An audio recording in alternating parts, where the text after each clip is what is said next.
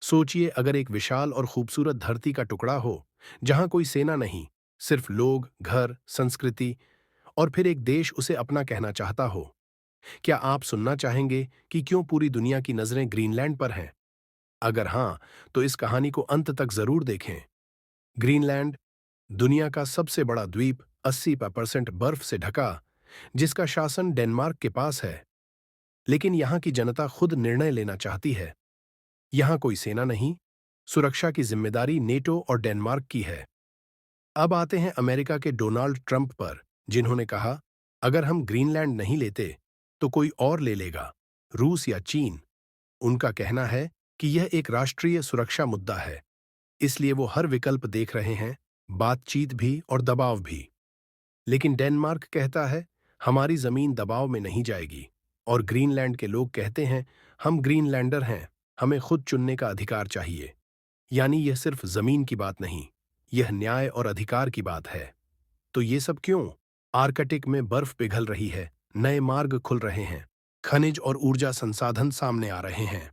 और यही कारण है कि बड़े देश इसे रणनीतिक रूप से महत्व देते हैं। ग्रीनलैंड सिर्फ बर्फ नहीं, यह भविष्य की बैटरी, हवा से बिजली और डिजिटल दुनिया का खजाना है। इसी वजह से शक्तिशाली देश इसे अपने नक्शे में सबसे ऊपर रख रहे हैं। लेकिन हर खनिज के नीचे लोगों की जिंदगी है, उनकी जमीन, उनकी संस्कृति। असली सवाल यही है, फायदा किसका और कीमत कौन चुकाएगा? जहां दुनिया बैटरियों और धातुओं का खजाना देख रही है, वहीं बर्फ के नीचे एक अनदेखा खतरा भी सो रहा है।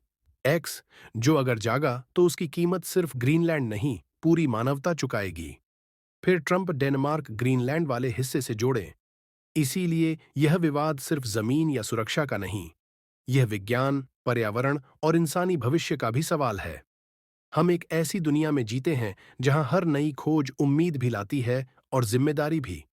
ग्रीनलैंड हमें याद दिलाता है, कभी कभी सबसे कीमती चीज वह होती है जिसे छेड़ा ही न जाए। और यहीं आप अपने चैनल की आत्मा को पिरो दें। अगर आप ऐसी कहानियां समझना चाहते हैं जहां विज्ञान, इंसान और दुनिया एक साथ जुड़ते हैं, तो इस सफर में हमारे साथ बने रहिए।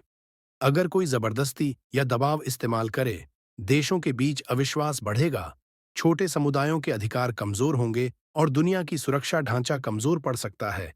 यह कोई धर्म, जाति या विभाजन की बात नहीं, यह संतुलन और समझ की बात है।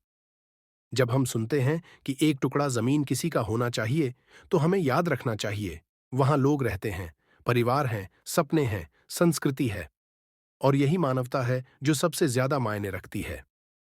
अगर आप ऐसी महत्वपूर्ण दुनिया की बात समझना चाहते हैं और जानना चाहते हैं कि कैसे हमारी दुनिया बदल रही है, तो हमारे चैनल को लाइक, सब्सक्राइब और बेल आइकन दबाएं, ताकि हर अपडेट आपको सबसे पहले मिले।